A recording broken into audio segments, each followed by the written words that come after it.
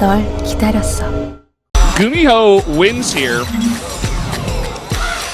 If Gumiho wins, he advances, okay? If Gumiho loses, I think it's a tiebreaker if SOS wins against Truss, regardless of what happens to Gumiho. Yep. Gumiho just needs to win now to get out of the group. If he loses, he's out. So there you go. This is Gumiho's last game. Everything's on the line for this guy. And, oh boy, he's gone up against Hurricane, who he just got some confidence from beating Trust. All right.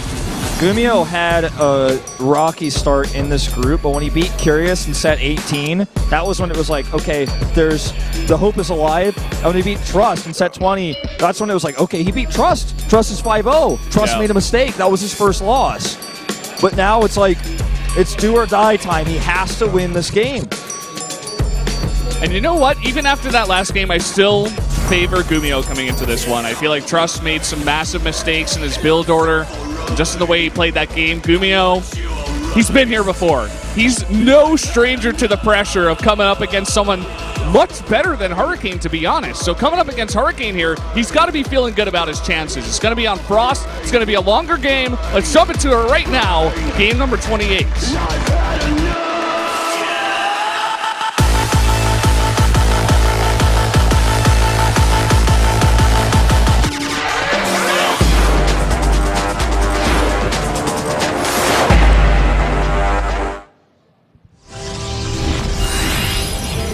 Here we are on Frost once again, and in the bottom right, in the red, the guy who is killing dreams left and right, it is Hurricane, cannot advance from the group, but insists on winning on camera.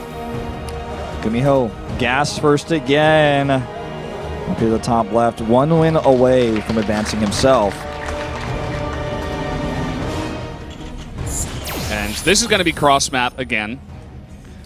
Is Gumiho actually 5-4? He is, right? Yeah. I have 5-3 on my sheet for some reason, so that was like throwing me off. 5-4. He's only got this one game left. Yeah, it's his final. He's got to play game. a total of 10. Not everybody will because of the two eliminated matches. Hurricane Classic and Curious only have to play 9 games. All right. We see the Gate Nexus core build coming out for Hurricane, playing it safe. Yeah, going to go for a scout here. Big map. And he is going to eventually find out that it is cross spawns out on this map. So, as Gumiho, what kind of build are you doing here? He's going for the standard, what he's been doing in every game against Protoss, which is the gas first. He's not going to add that second gas. It's a big map. He's going to put down a CC here.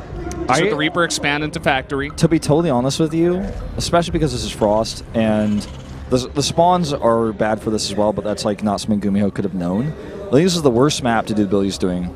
It's the longest rush distance by air, the longest distance he's going to have to pressure with. It's going to give Hurricane a lot of freedom to take a third base. Yeah, but Gumiho's been just ignoring maps. He's done this kind of build in every single game against Protoss. There's, a couple of times he mixed it up, right? The Sejong build where he did double, Liberators, for example. And he obviously mixes it up as it gets further along in the build, as it gets to 2-3 bases. But the opener has been the same.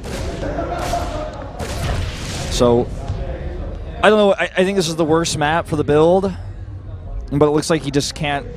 He can't do anything else today. Like he's set in his ways. This is his last game. He's already made his choice. He's probably practiced 50 to 100 games of this kind of style. Because when you're going in a group against 4 Protosses, you need to practice your TVP. And if it makes him comfortable to practice with just one build, obviously there are downsides to that, but maybe that's what makes Gumiho comfortable, and that's what we've been seeing. He's going for a second barracks. This time he's going to have quicker stim. Let's see if he grabs a Cyclone off of this Tech Lab. I would imagine so. That's been how he's been playing. There it is. You can grab the Cyclone. What would be really cool is, obviously the Cyclone's going to be great in a lot of situations. Good safety, you can pressure with it a little bit, you can scout with it a little bit afterwards. If he goes into just one Cyclone that switches and goes for stim, that would make me really happy. With the second barracks coming up, or I guess third in total, I think that is probably what we're going to see. Really committing to this, wants to get the kill with the Reaper. I like this a lot. Hurricane going to lose the Stalker. Wow. Hurricane being punished for going out on the map with the Stalker. And usually you don't see this happen. Two Marines and a Reaper able to kill a Stalker out on the map. And now he's even got the follow-up of this Cyclone. He is doing the switch I was talking about. This is a much better variation of all the builds he's done today. I think this is like by far the best version you can do, especially for this map. Yeah. So a lot of what we've seen from his 2 Cyclones into stimless Marine pressure, but this time he's going to have stim early. And if he wants to put pressure on cross spawns on Frost, he's going to need that stim to do it, and he's going to need a lot of Marines, and he's going to have to hit the timing like very crisply. And I think he has to leave the Cyclone at home because obviously there's an Oracle in the way. He doesn't know that, but Warp Prism drops, Oracle harass. That's the kind of thing he's going to be worried about, sending his whole army cross spawns across the map because it's going to take a long time to come home. There is no going home, in fact, versus that. Well, this Cyclone is across the map already, and he's looking for units here at the front. Mothership Core. Yeah, he's trying to maybe be grab watching an the Oracle. Cyclone here at the front of the base. Oh, there he is. He's trying to get that Mothership Core. Does he commit? No, he doesn't, and he loses it. This is the second time that Gumiho's done this and left it with 10 hit points. This is the second time today. And that's actually, it's like he was going to lose a Cyclone either way. Definitely a mistake. It would strengthen his push massively. Now he doesn't have a Cyclone for defense, and he doesn't have the Cyclone, and he doesn't have the Mothership Core down for the attack. Like, he gained nothing and lost a lot with that move there. Yeah, that's for sure. Ooh, Bay coming up. Oh, boy. Colossus time. This has been the bane of Gumiho's existence in some of these matches. Pretty early Colossus, too. He wants to start them very early on. I think he's only got 3 gates. He's got 3 gates. Good positioning here. Crowd going wild about that. It's like, oh, you got Marines in the main. Like, but the issue is he doesn't have any Marines pressuring. And Hurricane has 3 bases and Glaives and 5 gateways and Colossi. So what you really should not be clapping about is the fact that there's Marines in the base.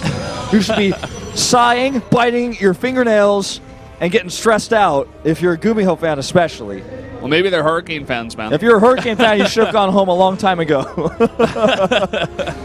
Oh, man. Look at this. Small troop of Marines, it looks like, to hit the 3rd base. And he's going to hit it from the high ground. Yeah, this is like the most roundabout. You would never expect this, really, just to send out a bunch of Marines on foot. This takes so long on a map like Frost. But, I mean, back at the base, there's already a pylon finishing up. He sees it. He has high ground vision. The pylon's going to be killed instantly. He's actually going to go for probes. In fact, leaving the pylon there. The Colossus is rallied over to this location. This is the bigger issue. The Colossus is not out yet. He needs to use overcharges. He only has 1 pylon in position. This could do a lot of damage. It's going to go ahead and target it. Even using that time warp to try to buy time. This is why this Colossus is greedy. Oh, look at this. All these probes have to run away. The gateways should be done. They're just now warped. Oh, there nice we warp. go. He's going to block the Marines. Oh, no! The cancel! This is a big problem. This could snowball out of control very quickly. Okay, he's able to get those 2 Adepts out, and that does save this. But the Colossus is scouted, and he's already done a ton of damage. Hurricane needs to get his probes back into the mining position. Those Marines could have been doing double-pronged harass over here. At the same time, they were not. They're going to come back now. Looks like he's sending 1 medevac. A weird pathing here for Gumiho is how he's sending his medevacs. Like saying the opposite direction, I think, is the way they should go. But finding a little bit more damage here. Oh, not targeting the probes, but either way, just a small bit of harassment. I think it's time to get that Void Ray out, you know. Could be nice. Oh, just out of range of the fast warp-in location here. You just got to get out with this medevac. It's not doing anything, man. He's still trying to find damage. And in fact, as I say that, Caster Curse, he gets a bunch more kills. Looks like maybe 1 more probe. But well, either way. 2 Marines in this medevac. Nothing scary. This one over here cleaned up. Gumiho is bleeding units. I don't think this is a good idea. He has to find damage, but like doing moves like this, committing where it's worth it is the better choice than just tossing units into the fire. Because his 3rd base was so late. It is up now. He's mining with just a few SCVs. And with the SCV count even, with the probe count, the mules are going to give him extra value. It's the tech that's the issue. And for the first time in this group, he's going to commit to double Vikings to deal with the Colossi. The very first time any Terran has done this in a while. The last time he got 4 Liberators with range, and that was not enough. And he started the Viking production a little bit too late, and he actually lost that game. I forget who that was against, but maybe Classic. This is cool. This is doing damage. Yeah. Trading the Deb for 2 SCVs, not bad. How many Colossi are out right now? There's 2. This 3rd one's almost out. All right, don't forget 4 Widow Mine Drop coming in. This is not that expensive for Gumiho, but it could get massive returns. can wipe out a mineral line with this many Widow Mines. You can actually drop it on the high ground even, and it's going to be very hard to detect. The pylon was replaced, which is really important.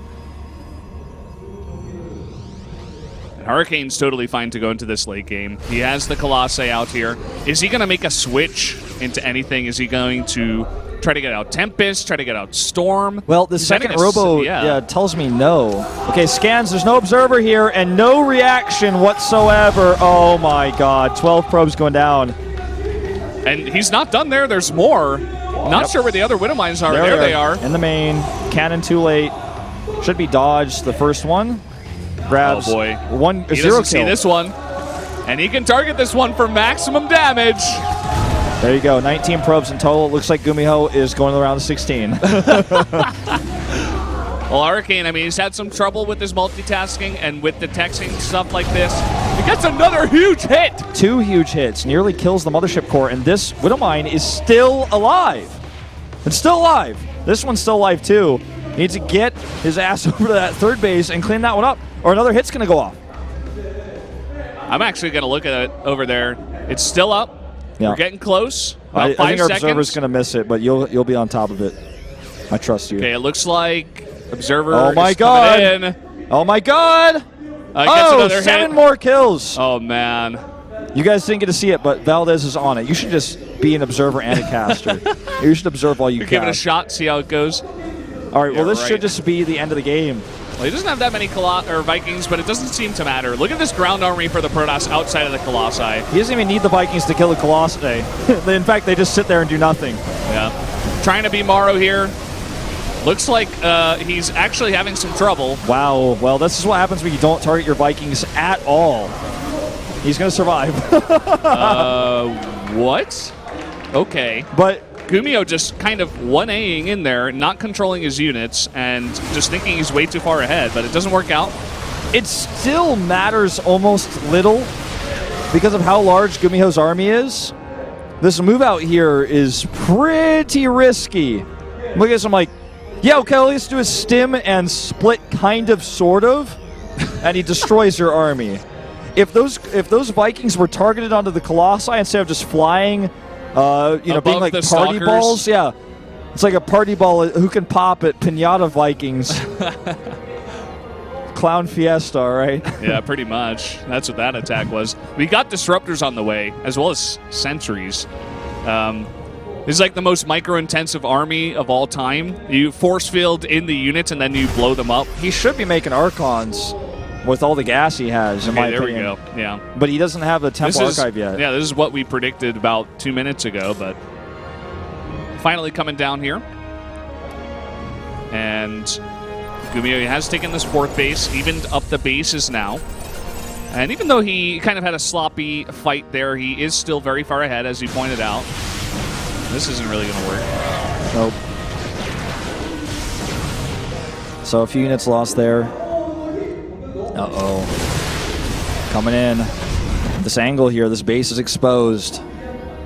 Gumiho is being, again, which has been his weakness in this group, I feel, is too timid. He's double the army supply.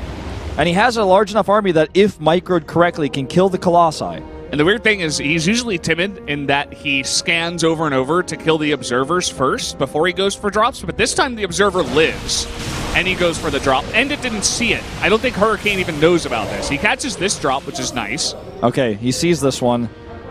And all he has to do is come over. He scans the wrong place. It's like, oh, I guess he didn't see it. But no, he did. The pylon saw it, obviously. Yeah. There's disruptors in this army. And this is kind of weird because this is the old meta, in a way. Well, I'd say like the oldest meta where people are using disruptors instead of Templar even. This is like no storms and disruptors and Colossi. So Gumiho's probably like, okay, how do I deal with this again? Let's be really careful. Yeah. It's all about splitting and control. I'm kind of worried for Gumiho too because Storm is on the way now. Gumiho's just sticking on this. He doesn't have any Vikings, but he's getting +2 air weapons. It's like, I don't know. This is going to be really nice. This is a bad fight for Hurricane. Look at this surround. That Nova got a lot of damage, though, but still, this is just so much bio pushing in. Hurricane's doing a really nice job protecting those Colossi, though. 2-2 did finish for Hurricane. Gumiho has only +1 armor. A huge warp in here of Adepts. Storm isn't done, and he has no more Novas to fire out here. No disruptors. Good micro on these Colossi, but I think this might be the beginning of the end. Storm isn't ready. Gumiho doesn't know that. So Hurricane's going to try to zone him out here, and no way. He just lucks away. He doesn't know. All those units are so low, and yeah, he sees all of those Templar with Storm. He's like, oh boy. Or rather, the energy, I should say. He doesn't know that the Storm was not ready. This is so tense right now. Now he gives time for all the Storms to complete with the 8 Templar that he had. Well, he had 8. Now I think he's just got 4. He morphed some into Archons. And he's still got Colossi. A lot of them survived. Disruptors still out on the map. And Hurricane's army is very fierce, very strong. This is not going to be easy for Gumiho to win from here. No. Remember, guys, Gumiho has to win because even if he ties 5-5, he will not have the away wins required to win the tiebreaker. Or, you know, in the head-to-head. Yeah. So he has to win this game, despite the fact that he will still be tied 5-5. He doesn't have enough away wins. This isn't a away win, but it's irrelevant. If he wins this, he will advance. Yeah. Because he'll have 6 wins. And then Trust versus Hurricane will be the last deciding match. Okay. Or Trust versus SOS. Sorry, that's what I meant to say, yeah. Coming in here, Pylon not ready. This could actually do a bit of damage. Yeah. Force a big pull. Gumiho has an army to the left side, and he's taken a 5th base. Well, he's repositioned his CC from his natural. He actually has very few CCs, so he doesn't have that many mules, as much as a normal Terran who's been expanding regularly would have. He has +3 attack, something that Hurricane's missing. He does not have the armor, so things are kind of equalized in that sense. The most important thing is that Hurricane has all these observers finding vision. He's trying to bait Gumiho into a fight here because he's got his army coming up. Successful bait. And, the force field, though. Yeah. Not good enough to scan. He's like, can I turn on this? Gumiho's too smart to, just go straight in there, just 1A his entire army. He's going to set up the concave once again. This is just too much AoE to play against.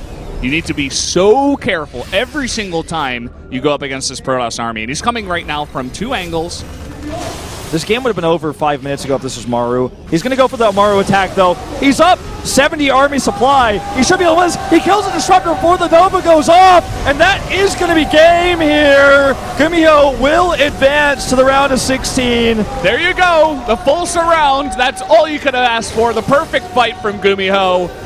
And how fitting for him to move on to the next round after a fight like that. There's some Storms left over. Not even going to throw them out. It does not matter at this point. There you go. That should be it. GG. Gumiho moves on. And we have our second qualifier in Gumiho. Classic and Gumiho, the 2 to move on. But we have not finished our group just yet. We have our last game, Trust versus SOS, to finish the night, potentially. Now, if SOS wins, they'll be tied 5-5 and 3 away wins apiece. If Trust wins, the group ends, and Trust advances. Those are the 2 scenarios we could have. And that's all that's left to be said. We're not going to take a break. Now, I don't know. Here. I don't know what the tiebreaker, how it's decided, what map we play on. I actually, in my opinion, here's how I'd do it if I was the ref. I think you play 2 games. Both players choose a map again. So you have a home map and an away map. And if it's a tie, then you start over again. Otherwise, it's not really fair. You can't just have one random map and one best of 1. So basically, it's like the spelling bee. You have to win twice to advance. That's